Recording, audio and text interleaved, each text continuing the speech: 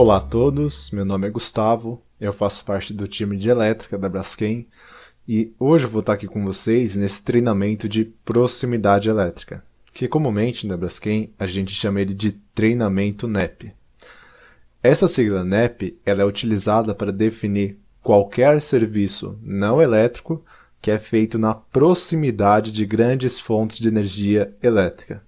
Então, aqui abaixo nós temos alguns exemplos de atividade NEP. Nós podemos citar um técnico de segurança que acessa uma subestação para fazer a liberação de um serviço, um bombeiro que acessa a subestação para fazer a vistoria de um extintor de incêndio, ou até mesmo uma pessoa que entra nas dependências da subestação para fazer a limpeza da área. Todos esses profissionais, eles estão fazendo serviços não elétricos, porém todos eles estão trabalhando próximo a grandes fontes de energia elétrica. Então, para que eles possam desempenhar suas atividades de uma forma segura, é necessário que eles recebam um treinamento. E é justamente esse o objetivo do treinamento NEP: expor aos trabalhadores quais são os riscos e os cuidados a serem tomados quando se está interagindo com uma instalação elétrica. Quando a gente está falando sobre a eletricidade, existem três grandezas que são consideradas os pilares da elétrica. A primeira grandeza é a corrente elétrica. A gente pode definir a corrente como sendo o fluxo ordenado de elétrons em um circuito. Ela é medida em amperes. A segunda grandeza é a tensão elétrica. Ela pode ser definida como a força que impulsiona os elétrons na corrente elétrica. Ela é medida em volts. E por fim, nós temos a resistência elétrica, que é a oposição à passagem de corrente elétrica. Para deixar esses conceitos aqui um pouco mais claros, a gente pode fazer uma analogia com uma cachoeira. Na cachoeira, a água ela flui de uma forma organizada, de uma forma ordenada. E lembra que eu comentei que a corrente elétrica ela é o fluxo ordenado de elétrons? Então, como na cachoeira a água está fluindo de uma forma organizada, a gente pode dizer que ela é a nossa corrente elétrica. Já a tensão elétrica, que é a força que impulsiona os elétrons na corrente elétrica, no caso da cachoeira, o que impulsiona a água é a queda. A queda ela adiciona energia à água e com isso ela se movimenta. Então aqui na cachoeira a gente pode dizer que a queda é a nossa tensão elétrica. E por fim, a resistência elétrica, que é a oposição à passagem de corrente, no caso da cachoeira, o que dificulta um pouco o movimento da água são essas pedras que estão aqui pelo caminho, que quando a água ela bate nela, ela perde energia. Então a gente pode dizer que essas pedras são a nossa resistência elétrica. A eletricidade ela é uma forma de energia muito perigosa. A gente não consegue enxergar ela, não consegue ouvir, não consegue sentir o cheiro. Ela é uma forma de energia muito discreta. E mesmo em baixas tensões, a eletricidade é perigosa. Teve uma vez, quando eu atuava como eletricista ainda, que eu estava fazendo um serviço no escritório, eu e um parceiro meu. Nosso objetivo ali era tirar as tomadas de padrão antigo e instalar as tomadas de padrão atual. E como era um dia de semana, o pessoal estava trabalhando no escritório, não foi possível a gente desenergizar o circuito, porque caso a gente desenergizasse, eles iam ficar sem energia nos computadores, da iluminação e tal. Então a gente teve que fazer o nosso serviço com o circuito energizado. Aí beleza, a gente estava lá trabalhando, tirando as tomadas antigas e instalando as novas, né? Só que por um acidente, um cabo energizado ele veio encostar na mão desse meu parceiro, na palma da mão. E aí ele começou a tomar um choque. Só que não foi o tipo de choque que a pessoa toma e ela solta o cabo, que ela toma aquele susto, aquele tranco. Não, foi o tipo de choque que ele tomou e ficou grudado na rede, e não conseguia se soltar. Por muita sorte, o quadro de distribuição estava bem próximo da onde a gente estava trabalhando. Eu fui correndo até o quadro e desenergizei o circuito. Esse meu parceiro ele parou de tomar o choque, ele não ficou inconsciente nem nada, ele foi para a enfermaria, mas ele ficou bem. Mas o que aconteceu, né? Por que ele tomou esse choque e ficou grudado na rede? Por que ele não simplesmente largou o cabo? O que aconteceu foi que ele tomou um choque em 110 volts, que é considerado uma tensão baixa. É o mesmo nível de tensão que está presente na maioria das tomadas das nossas casas. O que acontece? Quando o nosso corpo ele recebe um choque em 110 volts, os nossos músculos, os nossos tendões, eles tendem a se contrair. E aí, caso um cabo energizado venha encostar na palma da sua mão vai fechar. E mesmo que você queira abrir sua mão para parar de tomar o choque, você não vai conseguir, porque o choque elétrico está mandando um impulso fazendo a sua mão fechar. E você vai ficar tomando choque até que alguém te ajude. Já quando se toma um choque em tensões mais elevadas, né, 220 volts, 440, o estímulo que o nosso corpo tem é de largar, é de soltar, a gente toma aquele susto. Só que isso pode originar um outro acidente, caso você esteja em cima de uma escada, de um andaime, de um lugar alto sem um guarda-corpo. Isso pode fazer com que você sofra uma queda. Então não tem jeito, a eletricidade ela é perigosa tanto em baixa tensão como em alta tensão. E ela não é perigosa somente para o nosso corpo, ela também é perigosa para os ambientes que estão ao redor dela. Ela pode causar incêndios e explosões. É bem comum, né, a gente estar assistindo o noticiário e ver uma notícia lá que tem uma favela, um conjunto habitacional pegando fogo. Na maioria dos casos, o que origina esse incêndio é um problema elétrico. É um problema de falta de dispositivos de proteção e também é um problema de dimensionamento de cabos. Porque o que acontece? Em muitos casos, as pessoas elas pegam um cabo de 1,5, bitola de 1,5, para alimentar um chuveiro elétrico. Só para vocês terem uma noção, um cabo de 1,5 ele foi feito para suportar uma corrente de no máximo 15 amperes. Já um chuveiro elétrico comum aí, ele utiliza em média 35 amperes para funcionar. Então, o que acontece quando você passa uma corrente de 35 amperes por um cabo que só suporta 15? O que acontece é que esse cabo ele esquenta muito, muito mesmo. E como nessas casas, né, a maioria delas são feitas de madeira, esse cabo ele esquenta até um certo nível, até um certo ponto que ele é capaz de incendiar a madeira. E aí o incêndio ele vai se alastrando. Já a possibilidade de explosão, ela está relacionada a áreas classificadas, que são ambientes onde a gente tem uma atmosfera explosiva, que é algo bem presente dentro da Braskem. Nesse tipo de lugar, se você tiver algum fagulhamento, um curto-circuito, um arco elétrico, isso pode ser suficiente para causar a ignição do gás que está naquela atmosfera, podendo causar uma explosão. É por esse motivo que dentro de áreas classificadas, toda a instalação elétrica ela deve ser revestida por invólucros que a gente fala que são blindados. Porque caso venha acontecer algum problema desses, de curto-circuito, arco elétrico, ele vai acontecer dentro de uma atmosfera controlada e não vai se manifestar na atmosfera externa, podendo causar uma explosão.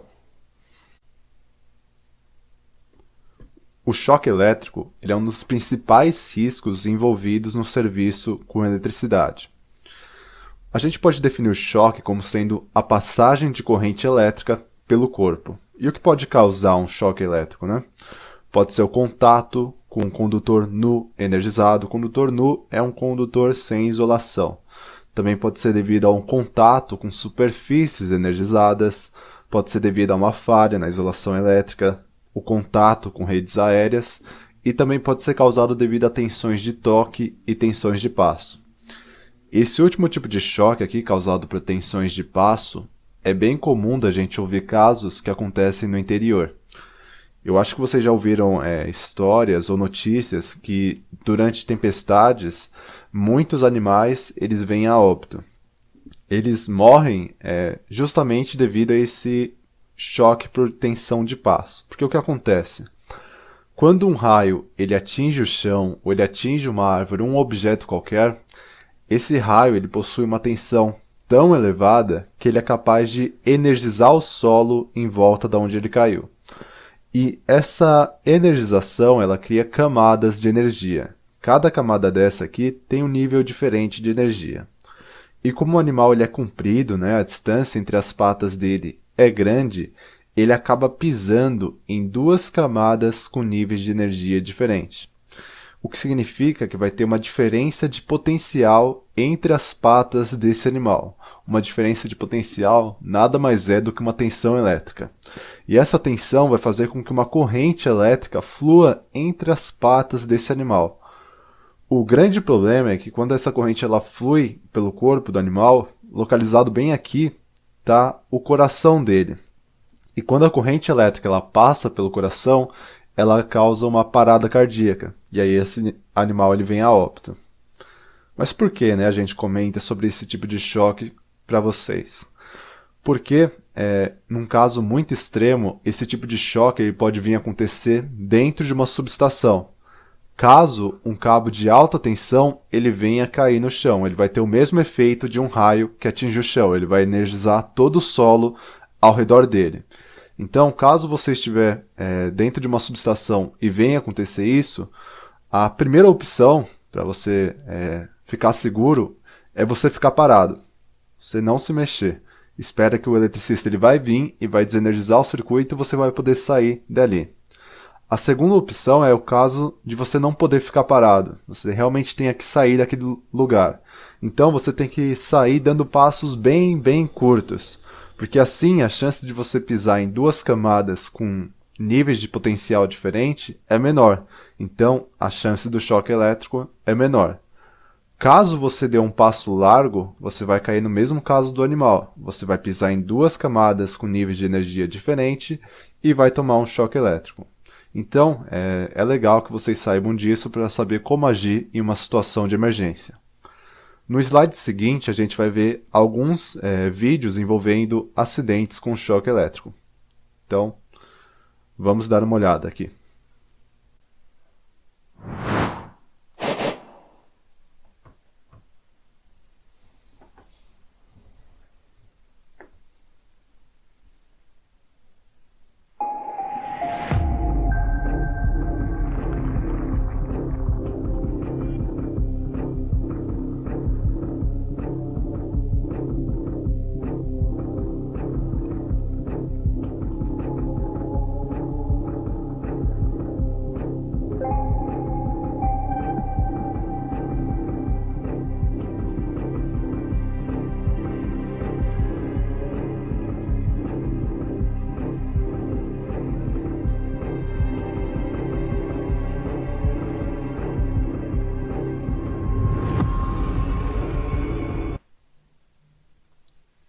Aqui os trabalhadores eles estavam transportando, né, esse andaime e ele veio encostar numa rede aérea.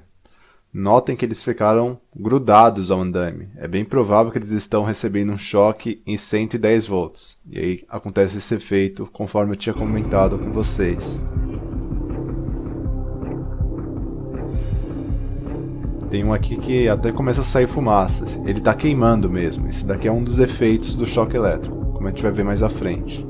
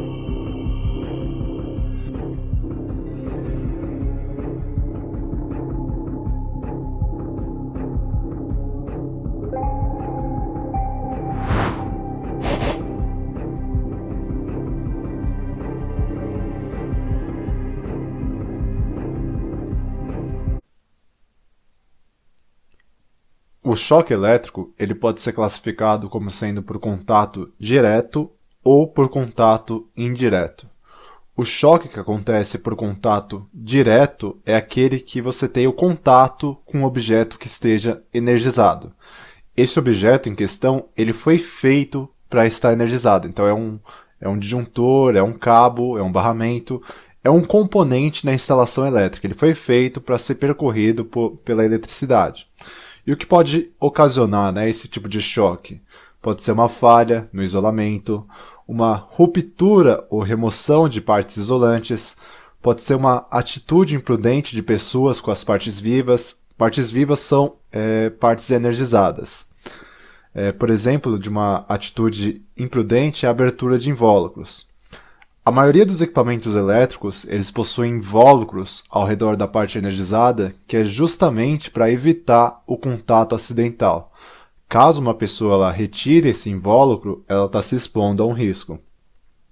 Ele também pode ser causado devido a equipamentos com uma má conservação e também um grande fator é a falta de conhecimento do risco. É o que acontece quando uma criança ela coloca objetos dentro da tomada, né? Ela não faz noção do risco que ela está correndo. É o mesmo que acontece quando uma pessoa interage com qualquer componente da instalação elétrica sem saber o que é aquilo. É um grande risco. Já o choque por contato indireto, ele também acontece quando você tem um contato com um objeto que esteja energizado, só que esse objeto em questão ele não foi feito para estar energizado. É o que acontece, por exemplo, quando uma pessoa ela toma um choque quando encosta na carcaça da máquina de lavar.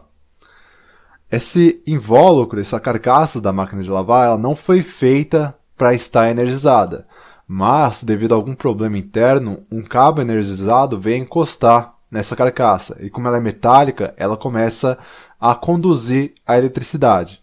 E quando uma pessoa encosta nesse invólucro, a corrente ela passa pelo corpo dela e vai para a terra. O que é a corrente passando pelo corpo? É o choque elétrico. Existem meios da gente se proteger contra esse choque por contato indireto. Um desses meios é utilizando o aterramento elétrico. Para a gente entender como o aterramento elétrico funciona, a primeira coisa que a gente tem que ter em mente é que a corrente elétrica ela é preguiçosa. Ela sempre vai escolher fluir para o caminho que apresenta menor resistência. Então, tendo isso em mente, como é que funciona, como que é feito o aterramento elétrico? A gente pega uma haste de cobre, geralmente ela tem uns 3 metros de comprimento, a gente pega ela e enterra no chão. Feito isso, a gente trata aquela terra ali em volta da haste para que ela apresente a menor resistência elétrica possível. Depois de tratar a terra, a gente conecta um cabo na extremidade dessa haste e esse cabo a gente deriva ele por toda a nossa instalação. E aí, as carcaças dos nossos equipamentos elétricos a gente vai ligar nesse cabo de aterramento. Não só as carcaças também, mas qualquer componente metálico pode ser ligado ao aterramento. Aí caso essa carcaça ela venha ficar energizada novamente, ao invés da corrente elétrica ir para o corpo da pessoa quando ela encosta, ela vai para o aterramento. Por quê? Lembra que eu falei que a corrente elétrica é preguiçosa? Então, como a resistência elétrica do aterramento ela é muito menor do que a resistência elétrica do corpo humano, a corrente elétrica ela prefere ir para o caminho que apresenta a menor resistência, porque ela é preguiçosa, ela escolhe o caminho mais fácil, e dessa forma a pessoa não toma o choque. Então, é assim que funciona o aterramento. Uma outra forma de se proteger contra esse tipo de choque é utilizando um dispositivo chamado DR. Esse dispositivo ele é capaz de detectar fugas de corrente para a terra, que é o choque elétrico. E quando ele detecta uma fuga, ele desenergiza o circuito. Então a pessoa ela só toma um choque por uma fração muito pequena de tempo. Na Braskem, todos os nossos equipamentos, partes metálicas, tanques, eles são aterrados. Eles são ligados a esse cabo de aterramento aqui. Então, a chance de um choque por contato indireto dentro da Braskem ela é pequena. O principal tipo de choque que a gente está exposto dentro das instalações elétricas da Braskem é o choque por contato direto. E esse choque ele acontece principalmente por causa da falha na isolação elétrica. Então aqui nós temos um cabo. No núcleo desse cabo a gente tem um material condutor, que como o próprio nome sugere, está ali para conduzir a eletricidade. Geralmente ele é feito com cobre ou alumínio. E em volta desse material condutor, a gente tem um material isolante, que está ali para isolar a energia que está passando pelo condutor. Geralmente esse material isolante é feito com algum polímero. Só que em determinadas situações, esse material isolante ele pode sofrer algum desgaste e com isso se perde as características isolantes do material. E o que pode causar, né, essa falha na isolação elétrica? Pode ser devido a uma temperatura elevada causada pela corrente. Aqui cai no caso que eu tinha comentado para vocês. Quando você passa por um cabo uma corrente superior àquela que ele foi projetado para suportar, esse cabo ele esquenta muito e com isso ele pode derreter o material de isolação. Pode ser também devido à umidade, porque tem certos tipos de materiais que eles absorvem água e com isso perdem as características isolantes. Pode ser também devido a fatores biológicos, porque muitos animais, principalmente ratos e passarinhos e alguns tipos de fungos, eles gostam de se alimentar do material de isolação e com isso você perde a isolação do equipamento naquele ponto onde o animal se alimentou. Pode ser também acontecer essa falha na isolação devido aos raios ultravioleta que são emitidos pelo sol, porque tem certos tipos de materiais que não são feitos para serem expostos a esse tipo de luz, eles acabam ficando ressecados e quebradiços. Pode ser também um defeito de fábrica, um material de baixa qualidade. Produtos químicos, muitos materiais de limpeza, eles são agressíveis ao material de isolação. Pode ser também um desgaste mecânico, isso daqui está principalmente relacionado ao serviço do eletricista. Então, quando ele estiver passando o cabo pelo circuito, ele deve ter o cuidado para não deixar esse cabo enroscar ou ter atrito com algo muito abrasivo, porque isso vai danificar a isolação. E também altas tensões, porque cada material ele foi feito para isolar até um certo nível de tensão. Por exemplo, você pega um polímero que isola até 1000 volts. Se você aplicar uma tensão superior a 1000 volts nesse material, ele vai deixar de ser um isolante e vai passar a ser um condutor. Então, dependendo do nível de tensão, você perde a isolação do equipamento. Agora, voltando a falar sobre o choque elétrico, o que determina, a gravidade de um choque? O que faz com que um choque seja mais ou menos grave? Então, nessa imagem aqui abaixo, nós temos o detalhamento dessas situações que determinam a gravidade. O primeiro fator é a natureza da corrente, se é uma corrente contínua ou uma corrente alternada. A corrente contínua é aquela que está presente em pilhas, baterias, fontes. Ela é utilizada pelos dispositivos eletrônicos em geral. Já a corrente alternada é aquela que está presente no sistema de distribuição de energia. É o mesmo tipo de corrente que está presente nas tomadas das nossas casas e dentro de uma subestação, por exemplo. O choque em corrente alternada ele é mais perigoso do que o choque em corrente contínua. O nível de frequência dessa corrente também é um fator importante. O choque que acontece com uma corrente alternada de 60 Hz ele é o mais perigoso e é justamente esse nível de frequência que é utilizado no nosso sistema de distribuição de energia. O tipo de contato, se é um contato direto ou indireto, o isolamento do corpo, a intensidade da corrente é um fator muito importante, como a gente vai ver mais à frente. A resistência do corpo. Aqui tem um fator bem importante para a gente comentar. Quando a gente está trabalhando, fazendo qualquer atividade, é bem comum que a gente fique suado. E o suor, basicamente falando, ele é composto de água e sal. E quando a gente mistura água e sal, a gente tem o que a gente chama de solução eletrolítica, que nada mais é do que uma solução que conduz bem a eletricidade. Então, o suor ele é capaz de diminuir a resistência elétrica da nossa pele. E caso a gente venha tomar um choque com a pele suada, esse choque ele vai ser mais intenso do que se a gente estivesse com a pele seca. O percurso da corrente no corpo também é um fator muito importante, como a gente viu a corrente que passa pelo coração ela é a mais perigosa. E por fim, a duração do choque. Quanto maior o tempo de exposição, maior a gravidade. Até agora, a gente falou o que é o choque elétrico, o que causa ele, quais são os fatores de gravidade, mas a gente ainda não falou o que acontece quando uma corrente elétrica ela passa pelo corpo humano. Quais são os efeitos, Como a gente sabe, o nosso cérebro ele comanda todo o nosso corpo, nossos movimentos, respiração, estímulos, tudo. E ele faz isso através de impulsos elétricos. O choque elétrico ele não deixa de ser o impulso elétrico. Então, o nosso corpo ele pode interpretar o choque elétrico como sendo um impulso enviado pelo cérebro. E aí a gente vai ter as causas diretas relacionadas ao choque. Pode acontecer contrações musculares, fibrilação ventricular, que é isso, Constantemente são enviados impulsos elétricos para o coração que faz ele contrair e descontrair. E nesse movimento que ele faz, ele bombeia o sangue pelo corpo.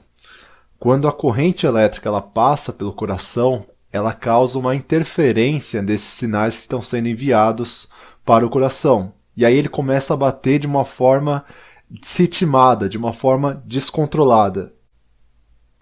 E dessa forma ele não consegue fazer o movimento correto para que o sangue seja bombeado pelo corpo.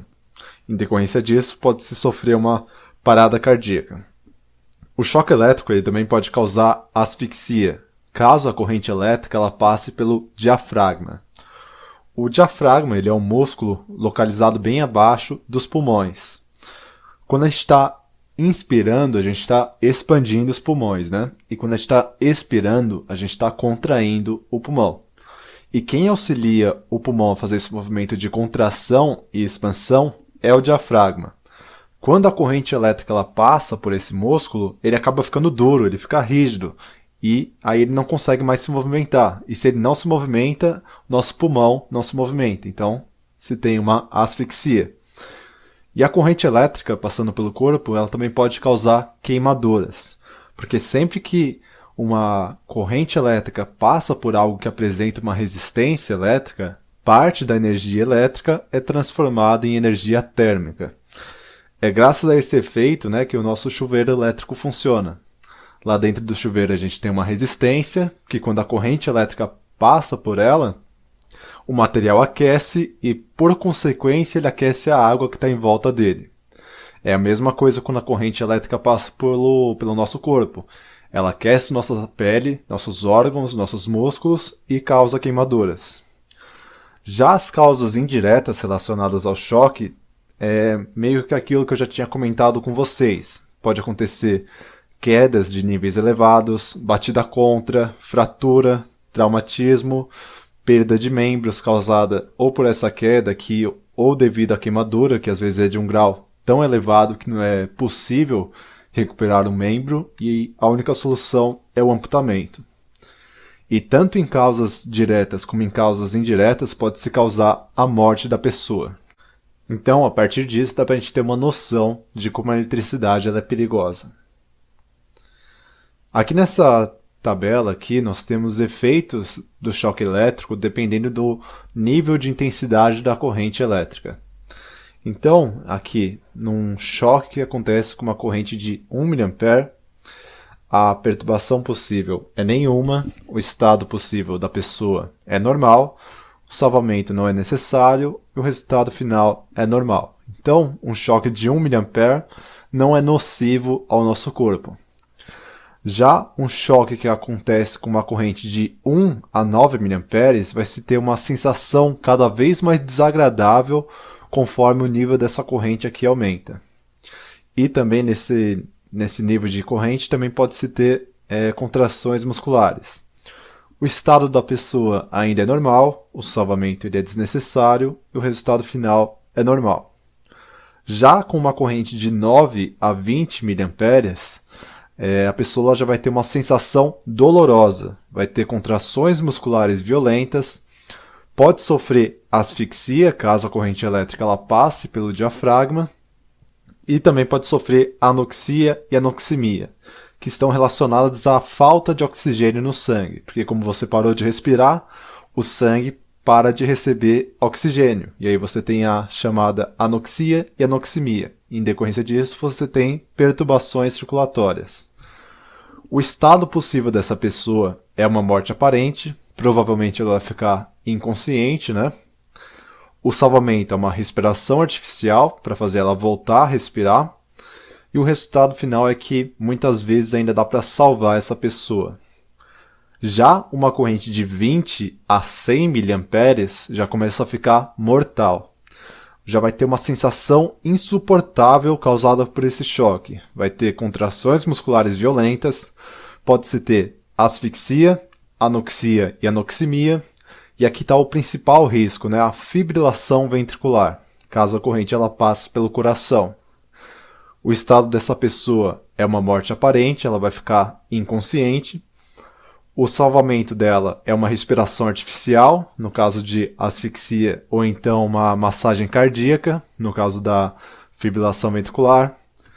E o resultado final é que muitas vezes não há tempo de salvar e a morte ela ocorre em poucos minutos.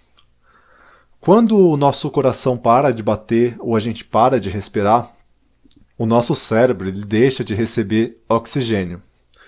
E uma pessoa normal aí, ela pode ficar em média 3 minutos sem o oxigênio chegando ao cérebro.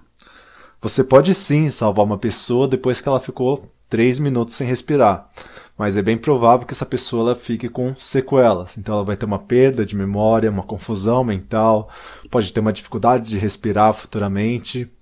Então esse salvamento dessa pessoa que tomou um choque elétrico tem que ser praticamente imediato.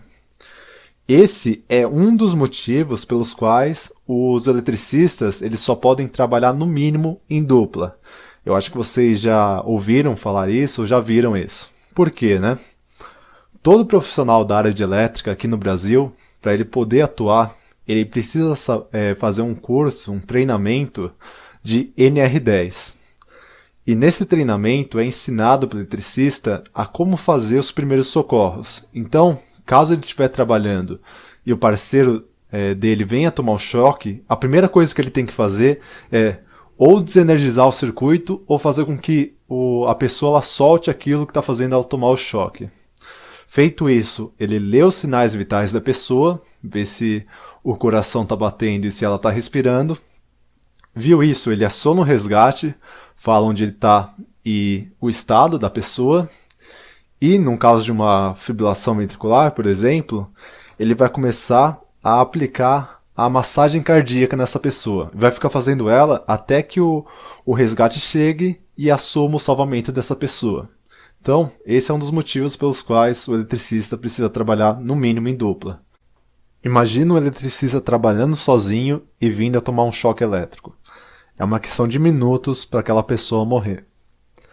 Já voltando aqui, né, um choque acima de 100 mA, que é algo bem absurdo, falando de um choque elétrico, essa pessoa já vai ter uma asfixia imediata, fibrilação ventricular, alterações musculares. Ela, num caso muito extremo, ela pode sobreviver, mas é bem provável que ela fique com alterações musculares, então ela não vai conseguir mais se movimentar da mesma forma. E também esse nível de intensidade pode causar queimaduras. O estado possível é uma morte posterior ou imediata. O salvamento ele é muito difícil e o resultado final é bem provável que seja a morte. Já um choque com vários amperes, a gente está falando de 1 ampere, 7 amperes, 100 amperes, essa pessoa já vai ter uma asfixia imediata e pode sofrer queimaduras graves. O estado possível é uma morte posterior ou imediata. O salvamento dela é muito difícil, é praticamente impossível. E o resultado final é bem provável que seja a morte. Eu falei, né, esses níveis de corrente para vocês, 1, 9, 20, 100 mA, mas talvez para vocês isso não esteja muito tangível, né? Talvez vocês estejam se perguntando onde a gente pode encontrar esse nível de intensidade de corrente elétrica. Então, eu separei 2 exemplos aqui pra gente. Uma geladeira e uma máquina de lavar. Uma geladeira comum, ela utiliza em média 2 amperes para funcionar. Já uma máquina de lavar, ela usa em média 7 amperes. Voltando lá para a nossa tabela, uma corrente a partir de 20 mA, ela já pode causar a morte de uma pessoa. Numa simples geladeira que todo mundo tem em casa, tem 2.000 mA. Então, será que essa corrente aqui ela é suficiente para causar a morte de uma pessoa? É bem mais do que suficiente, né? Então, isso só serve para lembrar a gente que a eletricidade ela não é perigosa somente no trabalho, no serviço, na indústria. Ela é perigosa em casa, no escritório, onde ela estiver presente. A eletricidade ela é muito nociva ao nosso corpo e a gente tem que estar sempre esperto com ela. Como a eletricidade ela é tão perigosa para o nosso corpo e para os ambientes que estão ao redor dela, existem normas que regulamentam o serviço com eletricidade, que visam justamente deixar o serviço elétrico mais seguro. Uma dessas normas é a NBR 5410. Ela não é uma norma regulamentadora, ela é uma norma técnica, o que significa que o que está nela não é lei, é como se ela fosse um manual de boas práticas com serviços em eletricidade. E nessa norma nós temos esses dois trechos aqui que falam o seguinte: partes vivas não devem ser acessíveis, e a instalação elétrica ela deve fornecer proteção tanto em funcionamento normal como em uma situação de falha. Nessa imagem aqui nós temos o detalhamento desses dois itens. Então aqui a gente tem um equipamento elétrico. Essa parte vermelha é a parte viva do equipamento, é a parte energizada. A norma fala que ao redor dessa parte energizada tem que se ter um invólucro que impeça o contato acidental. E esse invólucro ele deve ser aterrado. E a instalação elétrica que fornece energia para esse equipamento ela deve fornecer proteção tanto para curto-circuito como para choque elétrico e para descarga atmosférica. Isso é o que fala a NBR 5410. Já aqui, a gente tem uma tabela e uma imagem que foram retiradas da NR10. A NR10 sim é uma norma regulamentadora e o que está nela deve ser seguido à risca para todo serviço envolvendo eletricidade aqui no Brasil. A NR10 ela sabe que nem sempre é possível a gente trabalhar com um circuito desenergizado, desligado, né? Às vezes é necessário que a gente trabalhe com o circuito energizado. E aí a gente vai ter um ponto energizado, esse PE, esse ponto vermelho aqui. Em volta desse ponto a gente vai ter uma zona de risco. Terminando a zona de risco vai se ter a zona de controle. E terminando a zona de controle tem-se a zona livre. Os únicos que podem acessar essa zona de risco aqui são os profissionais que vão interagir diretamente com o ponto energizado. Então, quem pode acessar essa área é o eletricista. Quem pode ficar nessa zona de controle aqui são os profissionais que também estão relacionados ao serviço, só que não vão interagir diretamente com o ponto energizado. Então, quem fica ali é um técnico de segurança, é um engenheiro do projeto, eles vão ficar monitorando o trabalho.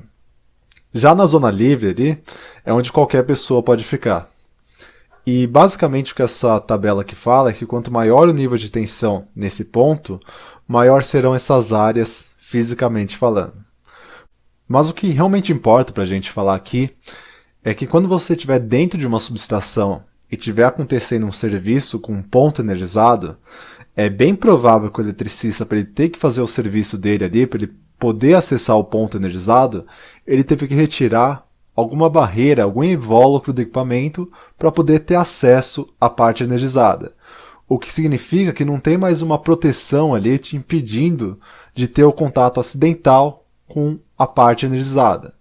Nessas situações, a chance de um choque elétrico ela é maior. Então, nesses casos, a gente recomenda que vocês fiquem o mais distantes possíveis daquele ponto energizado, para se evitar a chance de um choque elétrico. Um outro risco relacionado à eletricidade é o arco elétrico. A gente pode definir o arco como sendo a passagem de corrente elétrica através de um meio isolante, por exemplo, o ar. Aqui a gente tem a imagem de um arco elétrico. Vocês podem notar que não tem nenhum cabo, nenhum condutor unindo essas duas partes aqui. O que está unindo elas é o ar, que a princípio é um meio isolante. O que pode causar, um arco elétrico? Pode ser a conexão e desconexão de dispositivos elétricos, pode ser um curto-circuito, E essa energia do arco elétrico é convertida principalmente em calor, pressão, luz visível e radiação. Aqui no próximo slide, nós veremos alguns acidentes envolvendo o arco elétrico. Então, vamos assistir.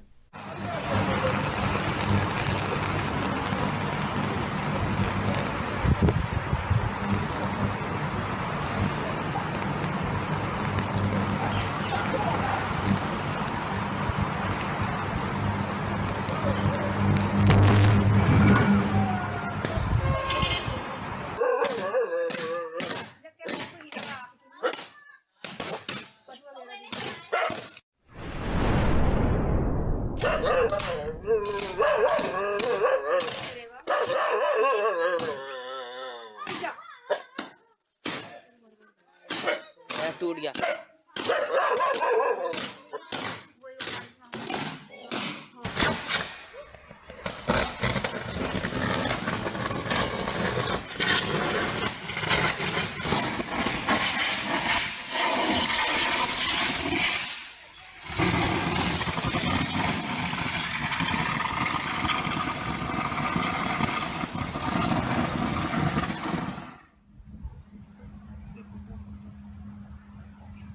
А тут типа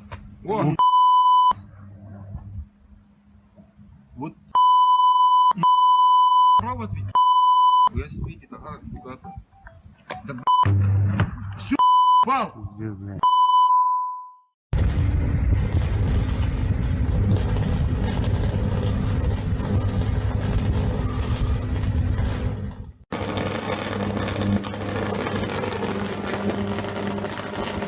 So che... No. Chi va a questo tar?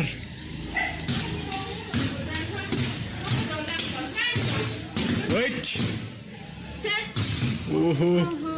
어제 일로. 어제. 일로. 디아르스.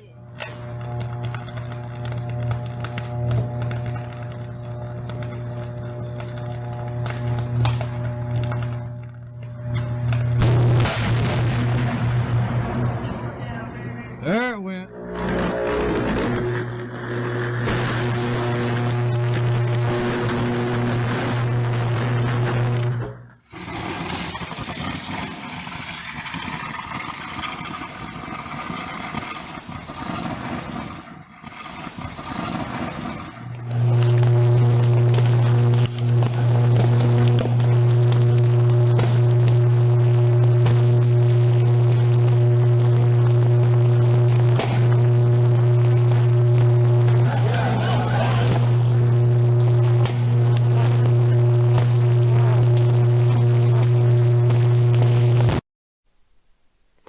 Então tá aí, né? Os acidentes que envolvem o arco elétrico, eles tendem a ser bem graves, porque a quantidade de energia necessária para se ter um arco elétrico é muito grande. Bom, agora vamos falar sobre quais são as principais causas que podem originar um arco elétrico. Pode ser devido a equipamentos defeituosos ou mal isolados. Aqui a gente tem a imagem de uma chave seccionadora. Isso daqui você vai encontrar dentro de qualquer subestação. E a manobra desse tipo de chave ou de qualquer outro componente da instalação elétrica deve ser sempre feita de uma forma planejada. Por exemplo, se você abrir uma chave dessa aqui tendo corrente elétrica passando por ela, o que vai acontecer é que vai se originar um arco elétrico entre essa parte de encaixe aqui e a faca. Então, qualquer manobra elétrica deve ser feita sempre de uma forma planejada. O arco também pode ocorrer devido a um acidente durante o trabalho, então o uso de ferramentas inadequadas, uma pessoa que não sabe o que está fazendo, ou até mesmo um profissional que é experiente, é qualificado, mas ignora um procedimento de segurança. O arco também pode ocorrer devido a animais dentro de equipamentos. Eles podem fazer com que duas partes energizadas fiquem muito próximas uma da outra, e com isso a gente pode ter um arco elétrico. E também pode ser causado devido a ferramentas ou objetos estranhos deixados dentro do painel. Agora falando um pouco mais sobre o arco elétrico, A temperatura que o arco pode atingir é de até 19.000 graus Celsius. É por esse motivo que muitos processos de solda eles utilizam para funcionar o arco elétrico, porque como ele atinge essa temperatura tão elevada, ele é capaz de derreter um metal e fazer ele se fundir a outro. Os riscos associados ao arco elétrico eles incluem o choque elétrico. Caso o arco ele venha encostar na pessoa, ela vai tomar um choque de alta intensidade. Também pode acontecer queimaduras fatais, mesmo a pessoa estando a uma distância de 3 metros do arco, para vocês terem noção de como essa temperatura aqui é elevada. E o arco elétrico também pode causar cegueira. Isso porque ele emite um tipo de luz, um tipo de radiação que é nociva para os nossos olhos. É a mesma coisa que acontece quando tem alguém soldando e fala que a gente não pode olhar a olho nu para a solda. Isso porque a solda é um arco elétrico e, sendo um arco, ela emite um tipo de radiação que é nociva para os nossos olhos. É por esse motivo, né, que os eletricistas, quando eles estão trabalhando com um ponto energizado, eles precisam usar essas viseiras aqui, que são justamente para proteger contra esse tipo de radiação emitida pelo arco elétrico. Agora falando um pouco mais sobre as nossas instalações elétricas na Braskem, como a gente faz, né, para proteger os equipamentos e as pessoas contra o risco de curto-circuito, de arco elétrico, de choque elétrico? Então, nós adotamos certas medidas. Nós fazemos com que todas as partes vivas, todas as partes energizadas dos equipamentos, elas sejam colocadas dentro de invólucros. Assim, a gente evita o contato acidental. Nós também temos dispositivos que são projetados para desligarem o circuito mais rápido possível no caso de um curto-circuito ou um arco elétrico. Nós também fazemos um monitoramento periódico das condições das nossas instalações através de manutenção preventiva, análise termográfica e inspeções. E o nosso sistema de aterramento também ele é verificado periodicamente para confirmar a eficácia dele. Aqui nós temos a imagem de um painel elétrico, que a gente pode ver um disjuntor geral. Ele distribui energia para esses disjuntores secundários aqui. O disjuntor, basicamente falando, ele tem a função de proteger o circuito contra curto-circuito e contra sobrecarga.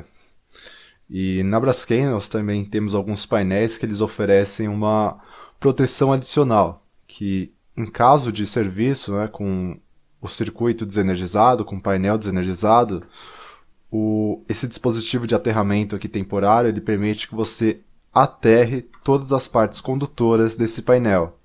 Assim, caso venha acontecer uma descarga atmosférica ou então seja feita uma manobra incorreta, ao invés da eletricidade ir para o eletricista que está trabalhando aqui, ela vai para o aterramento, que é o caminho mais fácil. Então, aqui nós temos a imagem de alguns dispositivos de proteção que são utilizados na nossa planta. Porém, né, essa proteção contra o curto-circuito, contra o arco elétrico, contra o choque elétrico, ela não depende somente dos nossos dispositivos de proteção e das nossas manutenções. Essa proteção, ela depende principalmente da atitude das pessoas quando elas estão interagindo com uma instalação elétrica. Quando você estiver dentro de uma subestação, de forma alguma você deve abrir esses painéis aqui. A tampa do painel ela é justamente o invólucro que impede que você tenha um contato acidental com as partes energizadas que estão ali no interior. Então, não abre esses painéis. E também, de forma alguma, você deve mexer nessas chaves ou apertar nesses botões aqui.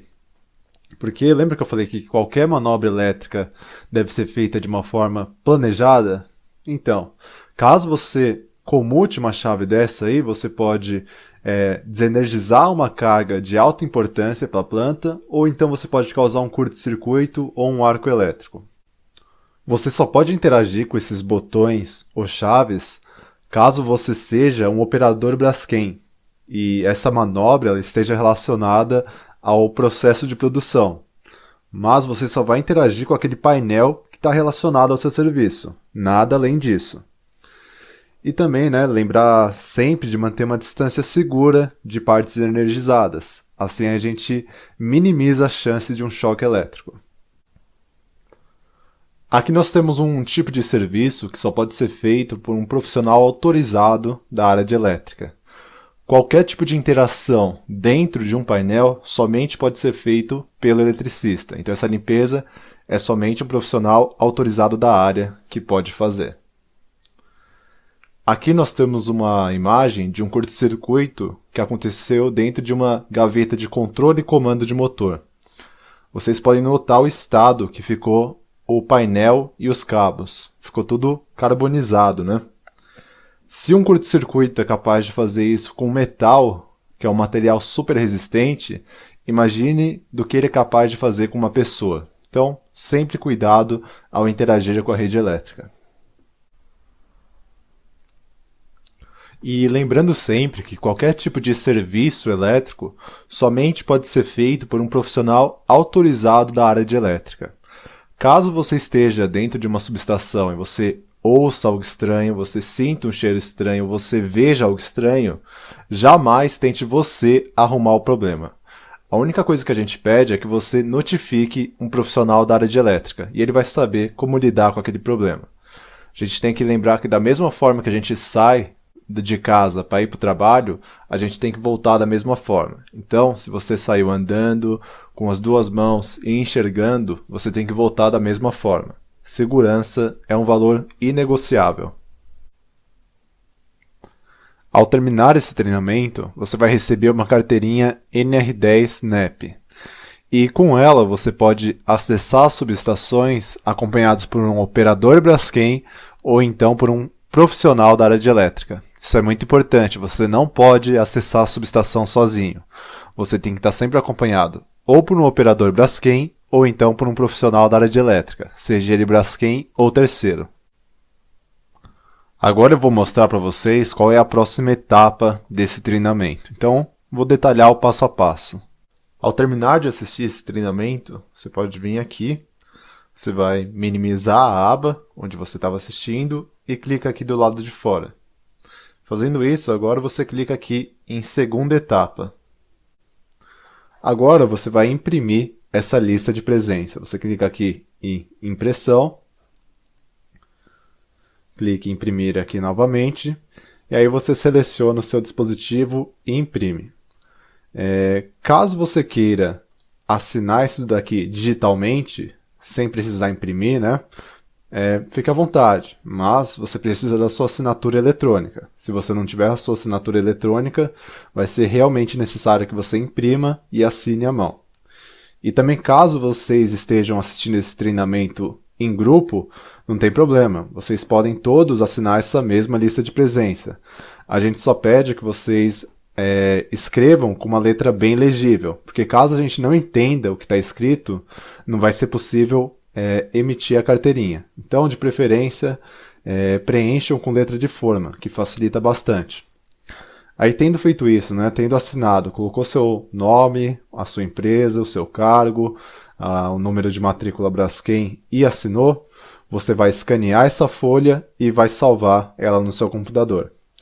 Agora nós vamos para a última etapa. Então, pode fechar isso daqui, clica aqui do lado de fora e clica aqui em terceira etapa. Aqui você vai informar o seu endereço de e-mail para que a gente possa entrar em contato com você. E aqui nesse campo você vai anexar a lista de presença. Então, clica aqui em adicionar ficheiro e selecione o ficheiro no seu dispositivo, onde você salvou. Aí você coloca aqui, escolhe lá e carrega. Aí, tendo feito isso, você pode fechar essa aba e clicar aqui em seguinte. Aí você vai ser direcionado para uma prova contendo 10 questões de múltipla escolha. A prova está bem simples, é somente conteúdo que a gente viu durante esse treinamento, então acredito que vocês não terão dificuldade. É necessário uma pontuação mínima de 7 pontos para aprovação. E caso vocês estejam fazendo esse treinamento em grupo, não tem problema, vocês podem fazer a prova juntos. Mas é necessário que vocês discutam entre vocês para que todos concordem com a alternativa escolhida, tá bom? Agora, tendo concluído todas essas etapas e tendo alcançado a nota mínima de 7 pontos na prova, sua carteira NR10 NEP ela será emitida em breve. e nós entraremos em contato para que você possa retirá-la. Então, esse foi o nosso treinamento de proximidade elétrica. Eu espero que vocês tenham gostado, que tenha sido um treinamento proveitoso. E no caso de alguma dúvida relacionada ao treinamento ou relacionada à área de elétrica, fiquem à vontade para entrar em contato comigo ou com qualquer outro membro do time de elétrica da Braskem, tá bom? Eu agradeço a presença de vocês. Até mais!